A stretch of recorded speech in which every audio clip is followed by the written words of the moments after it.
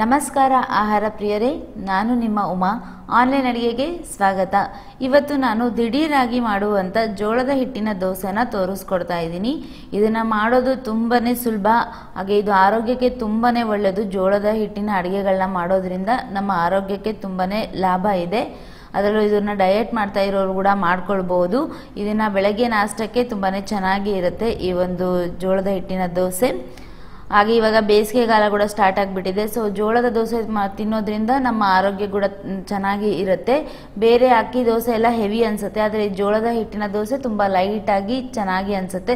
So ಇದನ್ನು ಯಾವ ಥರ ಮಾಡೋದು ಅಂತ ಹೇಳಿ ತೋರಿಸ್ಕೊಡ್ತೀನಿ. ತೋರಿಸ್ಕೊಡೋಕ್ಕಿಂತ ಮುಂಚೆ ನಮ್ಮ ಚಾನಲ್ನ ಹೊಸದಾಗಿ ನೋಡ್ತಾ ಇದ್ದರೆ ದಯವಿಟ್ಟು ಸಬ್ಸ್ಕ್ರೈಬ್ ಮಾಡ್ಕೊಳ್ಳಿ. ಹಾಗೆ ಪಕ್ಕದಲ್ಲೇ ಕಾಣುವಂಥ ಬೆಲ್ಲೈಕಾನ್ನ ಕ್ಲಿಕ್ ಮಾಡಿದ್ರೆ ನನ್ನ ಮುಂದಿನ ಅಡಿಗೆ ನೋಟಿಫಿಕೇಶನ್ ನಿಮಗೆ ಬರುತ್ತೆ. ಈ ಒಂದು ರೆಸಿಪಿ ಇಷ್ಟ ಆಯಿತು ಅಂತಂದರೆ ಪ್ಲೀಸ್ ಲೈಕ್ ಮಾಡಿ, ಹಾಗೆ ನಿಮ್ಮ ಫ್ರೆಂಡ್ಸ್ ರಿಲೇಟಿವ್ಸ್ಗೆ ಶೇರ್ ಮಾಡಿ. ಸೊ ಹಾಗಿದ್ರೆ ಬನ್ನಿ ಇದನ್ನು ಯಾವ ಥರ ಮಾಡೋದು ಅಂತ ಹೇಳಿ ತೋರಿಸ್ಕೊಡ್ತೀನಿ.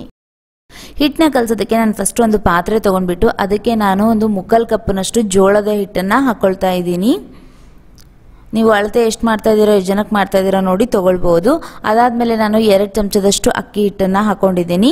ಅದಾದಮೇಲೆ 2 ಚಮಚದಷ್ಟು ರವೆನ ಹಾಕ್ಕೊಂಡಿದ್ದೀನಿ. ನಾನಿಲ್ಲಿ ಬಳಸಿರೋದು ಬಾಂಬೆ ರವೆ, ನೀವು ಚಿರೋಟಿ ರವೆನ ಕೂಡ ಹಾಕ್ಕೊಳ್ಬೋದು.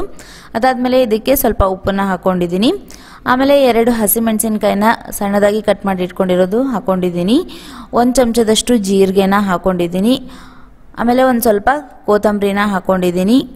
ಆಮೇಲೆ ಒಂದು ದೊಡ್ಡ ಸೈಜಿನ ಈರುಳ್ಳಿನ ಕಟ್ ಮಾಡಿ ಇಟ್ಕೊಂಡಿದ್ದೆ ಸಣ್ಣದಾಗಿ, ಅದನ್ನು ಸೇರಿಸ್ಕೊಂಡಿದ್ದೀನಿ. ಆಮೇಲೆ 1-2 ಕಡ್ಡಿಯಷ್ಟು ಕರಿಬೇವನ್ನ ಹಾಕ್ಕೊಂಡಿದ್ದೀನಿ. ನಿಮಗೆ ಬೇಕು ಅಂತಂದರೆ ಈರುಳ್ಳಿ ಎಲ್ಲನೂ ಜಾಸ್ತಿನೇ ಹಾಕ್ಕೊಳ್ಬೋದು. ಎಲ್ಲ ಹಾಕೊಂಡ್ಮೇಲೆ ಚೆನ್ನಾಗಿ ಕಲಿಸ್ಕೊಳ್ಬೇಕಾಗತ್ತೆ. ನಾನಿಲ್ಲಿ ಸೌಟಿನಿಂದ ಕಲಿಸ್ಕೊಳ್ತಾ ಇದ್ದೀನಿ.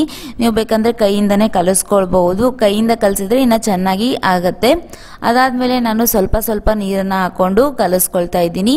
ಒಮ್ಮೆಲೇ ನೀರೆಲ್ಲ ಹಾಕಿಬಿಟ್ರೆ ಗಂಟಾಗ್ಬಿಡುತ್ತೆ. ಸೊ ಅದಕ್ಕೆ ಸ್ವಲ್ಪ ನೀರನ್ನು ಹಾಕ್ಕೊತ ನಾವು ಕಲಿಸ್ಕೊಳ್ಬೇಕಾಗತ್ತೆ ಹಿಟ್ಟನ್ನು. ಈ ದೋಸೆ ಹಿಟ್ಟನ್ನು ನಾವು ರವೆ ದೋಸೆಗೆಲ್ಲ ಕಲಿಸ್ಕೊಳ್ತೀವಲ್ಲ, ಹಿಟ್ಟು ನೀರಾಗಿ, ಆ ಥರನೂ ಕಲಿಸ್ಕೊಳ್ಬೋದು. ಆದರೆ ನಾನಿಲ್ಲಿ ತುಂಬ ಗಟ್ಟಿಯಲ್ಲ ತುಂಬ ತೆಳುವಲ್ಲ, ಒಂದು ಮಧ್ಯದ ಹಂತದಲ್ಲಿ ಹಿಟ್ಟನ್ನು ರೆಡಿ ಮಾಡ್ಕೊಳ್ತಾ ಇದ್ದೀನಿ.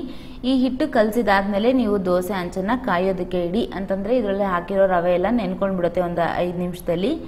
ಸೊ ಇವಾಗ ಈ ಹಿಟ್ಟಿಗೆ ನಾನು ನೀರೆಲ್ಲ ಹಾಕಿ ಅಡ್ಜಸ್ಟ್ ಮಾಡ್ತಾ ಇದ್ದೀನಿ.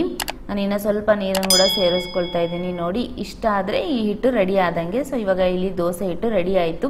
ನಾನು ಹಿಟ್ಟು ಆದಮೇಲೆ ಇಲ್ಲಿ ಹಂಚನ್ನು ಕಾಯೋಕ್ಕೆ ಇಟ್ಕೊಂಡಿದ್ದೆ.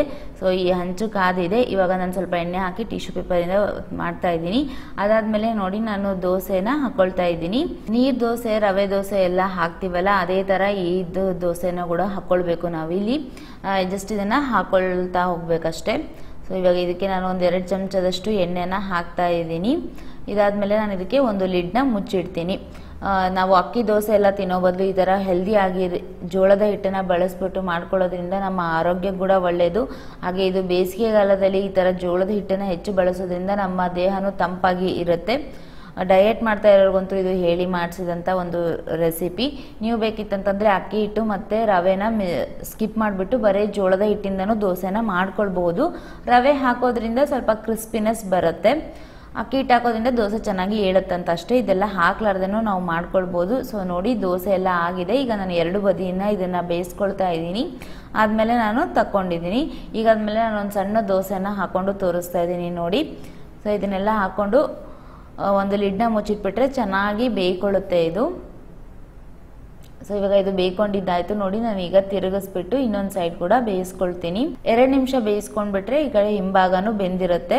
ನೋಡಿದ್ರಲ್ಲ ಆಹಾರ ಪ್ರಿಯರೇ, ನಾವು ಎಷ್ಟು ಸುಲಭವಾಗಿ ಜೋಳದ ಹಿಟ್ಟಿನ ದೋಸೆನ ಮಾಡ್ಕೊಳ್ಳೋದು ಸುಲಭ, ಹಾಗೆ ಆರೋಗ್ಯ ಕೂಡ ಒಳ್ಳೆಯದು. ಇಂಥ ದೋಸೆಗಳನ್ನ ನಾವು ವಾರದಲ್ಲಿ 2-3 ಸತಿ ಮಾಡಿಕೊಂಡು ತಿನ್ಬೋದು.